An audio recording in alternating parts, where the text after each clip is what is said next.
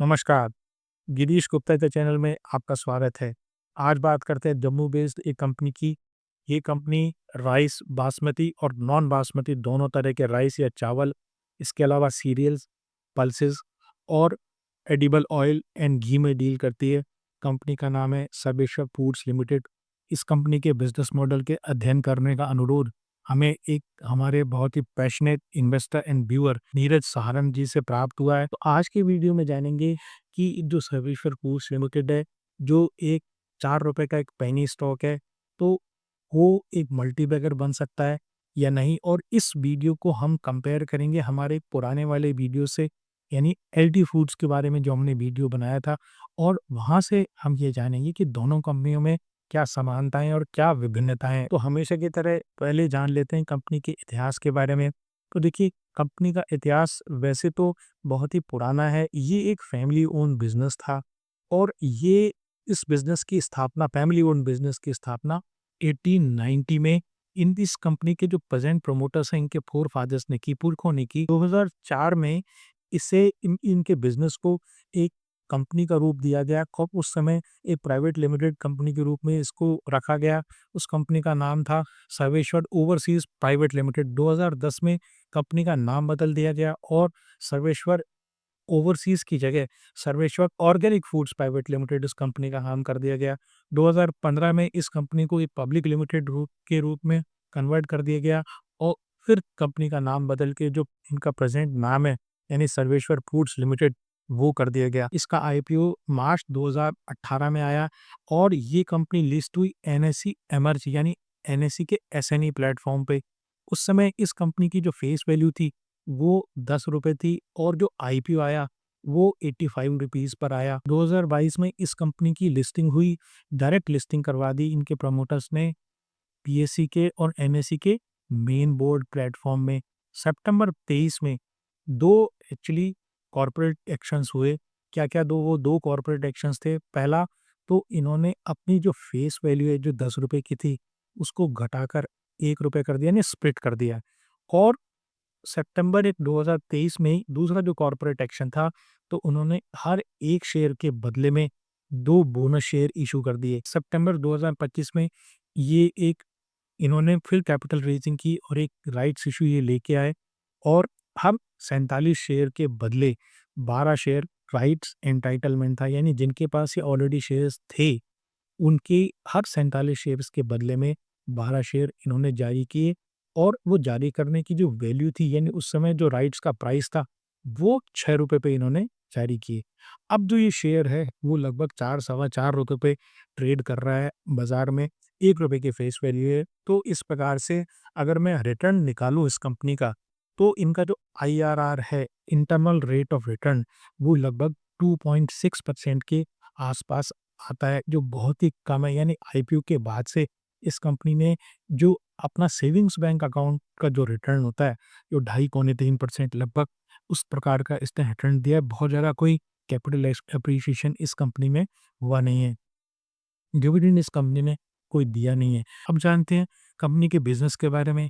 तो जैसे मैंने वीडियो की शुरुआत में बताया, ये कंपनी चावल में डील करती है और चावल में बासमती और बिना बासमती वाले या नॉन बासमती दोनों तरह के चावल में डील करती है। ये चावल को प्रोक्योर करती है, उसके बाद उसको प्रोसेस करती है, उसके बाद पैकिंग करके सेल्स एंड मार्केटिंग में इन्वॉल्व है। इसके अलावा ये organic rice, cereal, pulses, spices, oil and ghee, उसमें भी ये डील करती है। यानी वो भी उसमें भी इसी तरीके procurement, processing, packing, sales and marketing का काम करती है। लेकिन इनका जो मेन बिजनेस है वो बेसिकली चावल से रिलेटेड है। तो पहले समझते हैं इनके प्रोक्योरमेंट के बारे में। तो देखिए, जो ये प्रोक्योर करते हैं, इनका जो विशेषता है इस कंपनी की, वो ये है कि इनका जो प्रोक्योरमेंट जो होता है वो बासमती और नॉन बासमती दोनों तरह का जो चावल होता है, और जो जम्मू कश्मीर एरिया में जो चावल होता है वो चावल ये प्रोक्योर करते हैं। ये इस कंपनी की खास बात है। और जम्मू कश्मीर में उगने वाला जो चावल होता है वो भारत के अन्य भागों में जो चावल उगता है उससे थोड़ा-सा डिफरेंट होता है, क्योंकि जम्मू कश्मीर की जो क्लाइमेट है वो डिफरेंट है। तो वहाँ पर जो अरोमा आता है उसका, और उसका जो टेस्ट आता है, यानी खुशबू और जो टेस्ट आता है उसके बासमती चावल में या अन्य चावलों में, वो थोड़ा-सा डिफरेंट होता है। तो मेनली ये जो प्रोक्योर करते हैं, ये जम्मू एंड कश्मीर के किसानों से डायरेक्ट प्रोक्योर करते हैं, क्योंकि जम्मू एंड कश्मीर में मंडी वाला सिस्टम नहीं है। इसके अलावा भारत के अन्य भागों जैसे पंजाब, हरियाणा, हिमाचल, यूपी और दिल्ली, वहाँ से भी ये प्रोक्योर करते हैं, तो वहाँ मंडी सिस्टम है। तो वहाँ पे जो आड़ती होते हैं, जो मिडलमैन होते हैं, वहाँ से प्रोक्योर करते हैं। टोटल लगभग 17,000 17,000 जो फार्मर्स हैं, वो उनसे ये कनेक्टेड है और वहाँ से ये चावल प्रोक्योर करते हैं। अब चूँकि ये चावल प्रोक्योर करके उसको प्रोसेस करके बेचते हैं, तो एक पॉइंट जो इनका इम्पोर्टेंट है इनकी प्रॉफ़िटेबिलिटी के लिए, वो ये है कि ये सस्ते से सस्ता चावल प्रोक्योर करें। अब चूँकि चावल जो चीज़ है वो एक कमोडिटी है, यानी कि उसके जो भाव हैं वो डिमांड और सप्लाई के ऊपर डिपेंड करता है। इसलिए ये जो चावल प्रोक्योर करते हैं, ये पीक सीज़न में चावल प्रोक्योर करते हैं। तो जब ये जो पीक सीज़न होता है चावल का, वो सितंबर से लेके जनवरी-फरवरी तक का होता है और उस समय चावल की बम्पर पैदावार के कारण उसके प्राइसेस जनरली नीचे आते हैं। पीक सीज़न में इन्होंने प्रोक्योर कर लिया। अब चावल को ये इमीडिएटली प्रोसेस नहीं कर सकते, उस चावल की एजिंग करनी होती है। चावल आपने ले लिया, उसके बाद आपने उसको एजिंग करेंगे। एजिंग करने से क्या फ़ायदा होता है कि उसकी जो अरोमा होती है, वो अरोमा यानी खुशबू जो चावल की होती है, वो इम्प्रूव होती है। चावल का जो टेक्सचर है, वो इम्प्रूव होता है और चावल की जो खाने की क्वालिटी है, वो यदि इम्प्रूव तो स्टिकी नहीं रहता है, वो चिपचिपा नहीं रहता है खाने में। तो दाना-दाना खिला हुआ उसमें जब बनाते हैं तो दाना-दाना खिला हुआ होता है और ये जो एजिंग है वो लगभग 12 से 18 महीने तक होती है। एजिंग होने के बाद चावल की मिलिंग की जाती है। तो मिलिंग में क्या होता है, उसकी डीहस्किंग की जाती है, यानी जो चावल के ऊपर जो छिलका होता है उसको हटाया जाता है, उसकी पॉलिशिंग की जाती है, उसकी ग्रेडिंग की जाती है, यानी छोटे दाने वाले चावल और बड़े दाने वाले चावल को अलग-अलग किया जाता है। इसके अलावा उसमें से सॉर्टिंग की जाती है, यानी उसमें जो अगर प्रोसेसिंग के समय अगर कोई दाना टूट गया, तो उसको अलग कर दिया जाता है और जो पूरे दाने वाला चावल है उसको अलग किया जाता है और उसके बाद इस तरीके से उनको अलग-अलग पैकिंग करके सेल्स एंड मार्केटिंग के लिए भेजा जाता है। अभी जो मिलिंग करने के लिए इनके पास 2 मिल्स हैं, इनकी जो टोटल कैपेसिटी है वो 350 बिलियन टन पर डे की कैपेसिटी, बहुत बड़ी कैपेसिटी है। अब पैक हो गया तो लास्ट स्टेप आता है इस कंपनी के बिज़नेस में, वो है सेल्स एंड मार्केटिंग में। तो देखिए ये जो सेल्स एंड मार्केटिंग करते हैं, इन्होंने खुद के डिस्ट्रीब्यूटर अपॉइंट कर रखे हैं, रिटेलर से अपॉइंट कर रखे हैं, इसके साथ-साथ इनके खुद के स्टोर्स भी हैं। अब ये जो बेचते हैं, ये 75 इनके लगभग डिस्ट्रीब्यूटर हैं। इनके नेटवर्क में रिटेलर्स भी हैं, जो आम जो छोटी शॉप्स होती हैं वो भी हैं, जो मॉडर्न ट्रेड है वो भी है। जिस तरीके से रिलायंस का जियो मार्ट हुआ या डी मार्ट हुआ, इस तरह के जो बड़े फॉर्मेट वाले स्टोर जिनको मॉडर्न ट्रेड कहते हैं वो भी हैं। ये ई-कॉमर्स में भी अवेलेबल है, यानी इनका जो प्रोडक्ट है वो ई-कॉमर्स में भी अवेलेबल है और साथ ही साथ होरेका सेगमेंट में भी, यानी होटल, रेस्टोरेंट और केटरिंग वाले सेगमेंट को भी ये डायरेक्टली डील करते हैं, डायरेक्टली अप्रोच करके उनको अपनी सप्लाई बेचते हैं। अब अगर इनके ब्रांड्स की बात करें तो एक जनरल ब्रांड है इनका, उसका नाम इन्होंने सर्वेश्वर रखा है और जो दूसरा ब्रांड है वो ब्रांड है ऑर्गेनिक ब्रांड, जिसका नाम निम्बार्क रखा हुआ है। तो ये जो जनरल ब्रांड इनका है जिसको सर्वेश्वर वाला ब्रांड, उसमें टोटल 30 से ज़्यादा एसकेयू है। एसकेयू का मतलब ये अलग-अलग तरह की चीज़ें। तो जब अगर 1 किलो का पैकेजिंग है, एक तरह के चावल की और 2 किलो की अगर पैकेजिंग है, सेम तरह के चावल की, तो बेसिकली 1 एसकेयू नहीं है, वो 2 एसकेयू है। तो डिफरेंट टाइप की पैकेजिंग और डिफरेंट टाइप के आइटम अगर हम टोटल कैलकुलेट करें, तो वो लगभग 30 से ज़्यादा हैं। दूसरा जो इनका ब्रांड है, वो ऑर्गेनिक ब्रांड है और ऑर्गेनिक ब्रांड का नाम है निम्बार्क। तो ये ऑर्गेनिक चीज़ क्या होती है? तो ऑर्गेनिक फसल वो होती है, जो बिना किसी केमिकल फर्टिलाइज़र्स के उगाई जाती है, बिना पेस्टिसाइड्स के वो उगाई जाती है, तो उसको ऑर्गेनिक बोलते हैं। डिस्ट्रीब्यूटर्स और होलसेलर के अलावा ये खुद की शॉप्स के थ्रू, छोटे रिटेल फॉर्मेट इनकी शॉप्स हैं, तो वो उसके थ्रू भी अपना माल बेचते हैं। तो निम्बार्क वाली जो ऑर्गेनिक जो इनके रिटेल के स्टोर्स हैं वो 5 हैं और 9 इनके नेचुरल वाले, यानी ये सर्वेश्वर वुड वाली जो स्टोर हैं, वो इनके 9 हैं। तो टोटल इस तरीके से 14 इनके टोटल रिटेल स्टोर हैं और ये जो रिटेल स्टोर है, ये जम्मू, दिल्ली और चंडीगढ़ में, यानी जम्मू और उसके आस-पास वाले क्षेत्र में। फिर ये कुछ एक्सपोर्ट भी करते हैं, तो 85% जो इनका रेवेन्यू आता है, वो आता है इंडिया से, यानी डोमेस्टिकली फोकस्ड ये बिजनेस है। 15% इनका रेवेन्यू आता है वो एक्सपोर्ट से आता है और ये एक्सपोर्ट करते हैं यूएसए, यूरोप और मिडिल ईस्ट में। और इनके एक्सपोर्ट बिजनेस की खास बात ये है कि ये अनब्रांडेड माल सप्लाई करते हैं, यानी कि ये बल्क में माल सप्लाई करते हैं। जो इनके क्लाइंट्स हैं, एक्सपोर्ट के लिए क्लाइंट्स हैं और वो जो क्लाइंट्स हैं फिर वो चाहें तो अपना माल अपना ठप्पा लगाकर वो उस देश में बेच सकते हैं। अब इनका जो निम्बार्क है, जो ऑर्गेनिक फूड है, वहाँ से इनका रेवेन्यू जो है वो 25% आता है और ये बेसिकली जो ऑर्गेनिक वाला प्रोडक्ट है, ये बेसिकली डोमेस्टिकली कंज़्यूम होता है। यानी निम्बार्क वाला जो प्रोडक्ट है इसको बहुत ज़्यादा इसका एक्सपोर्ट नहीं है और 75% जो रेवेन्यू आता है ओवरऑल रेवेन्यू का डोमेस्टिक प्लस एक्सपोर्ट मिला के वो आता है जो उनका जनरल ब्रांड है जिसका नाम इन्होंने सर्वेश्वर रखा हुआ है। तो बेसिकली ये तो बात रही इस कंपनी के बिजनेस मॉडल की। अब अगर आपने हमारा एल की फूड वाला वीडियो देखा हो तो आपको ये पता लगेगा कि लगभग सेम सा बिजनेस मॉडल है एल टी फूड्स का और सर्वेश्वर फूड्स का। तो एक दिमाग में बात आती है कि भाई ये जो कंपनी है ये भी एल टी फूड्स की तरह एक दिन बहुत बड़ी हो जाएगी और ये कंपनी भी एक मल्टीबैगर हो सकती है। तो अब एक बार कंपेयर कर लेते हैं एलपी फूड्स के बिजनेस को या उसके फाइनेंशियल मैट्रिक्स को किससे, हर्वेशा फूड के फाइनेंशियल मैट्रिसेस से। तो पहली चीज़ समझते हैं।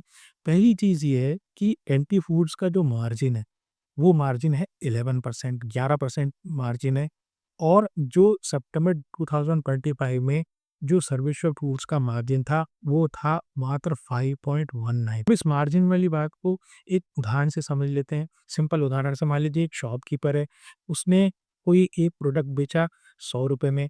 अब उस 100 रुपए में 70 रुपए उसकी रॉ मटेरियल की कॉस्ट आ गई, उसको बनाने में लग गई और इसके अलावा 25 रुपया जो हुआ, वो उसके लाइट, पानी, दुकान का किराया वगैरह ये इसमें लग गया, तो टोटल 95 का उसका खर्चा हो गया। बचा कितना? 100 में से 95 घटाया, तो ₹5 बचे। अब ₹5 में अगर मान लीजिए उसने कोई उधार ले रखा है, यानी कोई उधार उसने बैंक से ले रखा है बिज़नेस के लिए, तो वो भी उसको चुकाना है।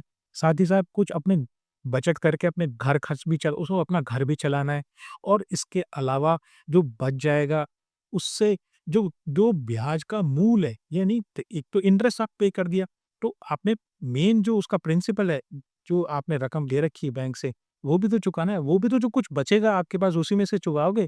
तो ₹5 आप क्या समझते हैं कि इतना सफिशिएंट है जिससे आप ये सारी खर्चे मीट आउट कर सकें? और इसके अलावा टैक्स भी देना है जो आपका प्रॉफिट आया उसमें से। तो कहने का मतलब ये जो 5 इस परसेंट का जो मार्जिन है, वो मार्जिन बहुत ही कम है सर्वेश्वर फूड के केस में। दूसरी चीज़ ये है, वो जो ब्रांड है ना, वो हेल्थी फूड्स के ब्रांड अगर आप देखें, तो दावत, रोज़ाना और देवयार जैसे इनके प्रीमियम ब्रांड्स हैं, ग्लोबल ब्रांड्स हैं, जो पूरे वर्ल्ड में पहचाने जाते हैं, जिसके नाम से चीज़ बिकती है।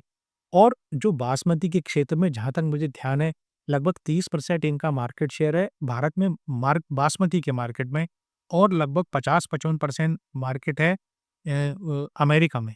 ये मार्केट शेयर है अमेरिका में। तो इतना बड़ा मार्केट शेयर इनका है, स्ट्रॉन्ग इनकी ब्रांड रिकॉल है। दावत फूड के बहुत ही स्ट्रॉन्ग ब्रांड्स के कंपैरिज़न में जो ग्लोबली रिकॉग्नाइज्ड है, उसके कंपैरिज़न में सब्बीशे फूड्स के जो ब्रांड्स हैं, उनकी विज़िबिलिटी बहुत ही लो है। वो जैसे मैंने वीडियो के शुरू में बताया कि जो एक्सपोर्ट भी वो करते हैं, वो बेसिकली अनब्रांडेड चीज़ों का करते हैं, अनब्रांडेड चावल का करते हैं और इस कारण से इनकी जो जो मार्जिन लेने की कैपेसिटी है, वो बहुत ही कम होती है क्योंकि अनब्रांडेड और ब्रांडेड में मार्जिन में काफ़ी ज़्यादा सिग्निफिकेंट डिफरेंस होता है। दूसरी बात ये होती है कि जो ब्रांडेड चीज़ होती है, जो एस्टेब्लिश्ड ब्रांड्स होते हैं, तो वो चीज़ें जो है उनको जो आपका क्लाइंट है यानी जो जैसे आपका रिटेलर है या डिस्ट्रीब्यूटर है या जहाँ आप एक्सपोर्ट करते हैं, वो क्लाइंट की उनके क्लाइंट अल्टीमेट कस्टमर की डिमांड के कारण उसको जल्दी-जल्दी मँगाते हैं। तो ये सारी चीज़ें हैं जो जो ब्रांडेड चीज़ को एक एज देती है अनब्रांडेड के कंपैरिज़न में। अब इस कंपनी को अगर अपने आप को एस्टेब्लिश करना है, तो इनके ब्रांड्स को जो है चमकाने में इस कंपनी को काफ़ी खर्चा करना पड़ेगा। तीसरी चीज़ ये कि इनका जो स्केल ऑफ ऑपरेशन है सर्वेश्वर फूड्स का, वो बहुत ही छोटा है। जो इनकी जो एनुअल सेल है, वो लगभग 1268 करोड़ की है और जो एलटी फूड्स की जो एनुअल सेल है, वो लगभग 9733 करोड़ की है। फिर ये कंपनी यानी सर्वेश्वर फूड्स लगातार इक्विटी रेज़ कर रही है। आप पैसा तो लिए जा रहे हो लगातार, लेकिन आपकी परफॉर्मेंस नहीं आ रहा है, आपके मार्जिन अभी भी लो है, तो फिर उस एक्स्ट्रा पैसे का आप कर क्या रहे हो? 123 करोड़ रुपए की इक्विटी कैपिटल है, इक्विटी कैपिटल खाली, रिज़र्व्स की बात नहीं कर रहा हूँ। इक्विटी कैपिटल जबकि एलटी फूड्स की जो है वो 35 करोड़ की है। आरओई की बात करें तो सर्वेश्वर फूड्स की आरओई 10.5% की है, जबकि एलटी फूड्स की जो आरओई है ना, वो 16.7% की है। तो इस प्रकार कह सकते हैं कि जो सर्वेश्वर फूड्स है, एक तो उसका एरिया ऑफ जो स्केल ऑफ ऑपरेशन है, वो बहुत बहुत ही छोटा है एलटी फूड्स के कंपैरिज़न में। एलटी फूड्स 80 से ज़्यादा देशों में ब्रांडेड एक्सपोर्ट करता है, ब्रांडेड, जबकि ये सर्वेश्वर फूड्स है, ये 25 के आस-पास देशों में ये सप्लाई करता है, एक्सपोर्ट करता है, और वो भी जो सप्लाई करता है वो अनब्रांडेड करता है। तीसरी चीज़ ये कि पूरे देश में फैला हुआ है डिस्ट्रीब्यूशन नेटवर्क एलटी फूड्स का, इसके कंपैरिज़न में सर्वेश्वर फूड्स के डिस्ट्रीब्यूटर एंड रिटेलर्स का कंसोलिडेशन नॉर्थ इंडिया में बेसिकली। इसके अलावा सेक्टर वाइज़ यानी चावल के क्षेत्र में जो कंपनीज़ काम करती हैं, उनकी कुछ जनरल प्रॉब्लम्स भी हैं। पहली चीज़ तो ये है कि वर्किंग कैपिटल इंटेंसिव बिज़नेस है, जैसा आपने देखा है कि भई पहले मैं उसको प्रोक्योर करूँगा तो आपको किसान को एडवांस पेमेंट करना पड़ेगा। उसके बाद आप उसको 12 से 18 महीने तक उसको आप उसको क्योर करो या एजिंग करो उसकी चावल की, और उसके बाद उसको आप प्रोसेसिंग करो। प्रोसेसिंग करने के बाद फिर उसकी सेल्स एंड मार्केटिंग करो। तो इन सब के लिए आपको जो है पैसा काफ़ी चाहिए होता है, वर्किंग कैपिटल इंटेंसिव ये बिज़नेस है। दूसरी बात ये एग्रीकल्चर प्रोडक्ट है, तो एग्रीकल्चर जो प्रोडक्ट होते हैं वो क्लाइमेट से और वेदर से वो बड़े प्रभावित होते हैं। दूसरी चीज़ ये है कि जो गवर्नमेंट रेगुलेशंस हैं इस क्षेत्र में वो काफ़ी ज़्यादा होते हैं, फूड का आइटम है, तो कई बार ये एक्सपोर्ट को अलाउ कर देते हैं, कई बार एक्सपोर्ट को सरकार मना कर देती है। तो इस तरीके से जो गवर्नमेंट रेगुलेशन है उससे काफ़ी परेशानी होती है। फिर डोमेस्टिक पॉलिसीज़ के अलावा इसके लिए कंपनीज़ को जो जहाँ ये एक्सपोर्ट कर रहे हैं उस देश के जो टैरिफ है, तो उनका भी सामना करना पड़ता है। जिस प्रकार से जो अमेरिका का भारत के प्रति अभी रिसेंटली रुख हुआ है, तो इस तरह की जो प्रॉब्लम्स हैं टैरिफ से रिलेटेड प्रॉब्लम, वो भी इनको सामना करना पड़ रहा है। हम इसके जो कैपिटल स्ट्रक्चर है इससे रिलेटेड कुछ डिस्कशन कर लेते हैं। तो देखिए, इन्होंने सितंबर 2023 में क्या किया, जैसे मैंने बताया कि पहले तो अपने शेयर को स्प्लिट कर दिया। तो वो तो ये किस लिए करते हैं कि ताकि शेयर की लिक्विडिटी बढ़ जाए, और लिक्विडिटी जब बढ़ जाती है तो जनरली शेयर्स में जो रिटेल इन्वेस्टर है वो जल्दी आता है। यानी अगर कोई ₹100 का शेयर होगा तो वो तो रिटेल इन्वेस्टर लेने से इतना इंटरेस्टेड नहीं रहेगा। लेकिन ये तो ₹10-12 का अगर शेयर होगा तो रिटेल इन्वेस्टर ज़्यादा लेने को इच्छुक होता है। तो एक काम तो उन्होंने ये किया। दूसरा काम जो उन्होंने ये किया कि 1 शेयर के बदले 2 बोनस शेयर दे दिए। भई जो बोनस शेयर दिए जाते हैं तो ये तो आपके एक्यूमुलेटेड प्रॉफिट, जो आपने पुराने सालों में आपने कुछ प्रॉफिट जनरेट किए, उससे जो आपके पास पैसा है उससे आप अपने शेयर होल्डर्स को देते हैं बोनस शेयर्स। तो और जब आपको ये बात पता है कि ये आपकी कंपनी का बिज़नेस वो वर्किंग कैपिटल इंटेंसिव है, यानी आपको वर्किंग कैपिटल लोन्स जनरली लेने पड़ते हैं, तो फिर आपने ये 1 के बदले 2 शेयर क्यों दिए? चलिए यहाँ तक भी ठीक था। अब फिर आपने 2 ही साल बाद यानी सितंबर 2025 में राइट्स इश्यू दे दिए। फिर आपने कैपिटल रेज़ कर दी। एक बार तो आप एक्यूमुलेटेड प्रॉफिट्स में से आप बोनस शेयर दे रहे हैं, और उसके बाद आप फिर 2 साल बाद कैपिटल रेज़ कर रहे हैं। तो इनके जो कैपिटल स्ट्रक्चर है, उसकी गणित मुझे कुछ समझ में नहीं आई। शायद इसके प्रमोटर ये सोच रहे हैं कि अगर मैं फेस वैल्यू को 10 से घटाकर 1 कर दूँगा, तो इस शेयर की लिक्विडिटी बढ़ने के कारण जो रिटेल इन्वेस्टर है वो ज़्यादा आएगा और उसमें खरीद फ़रोख्त ज़्यादा होगी और शेयर के भाव बढ़ेंगे। अब इनका जो शेयर का प्राइस जो 4 सवा ₹4 रह गया, इस पे एक डिसएडवांटेज और होता है।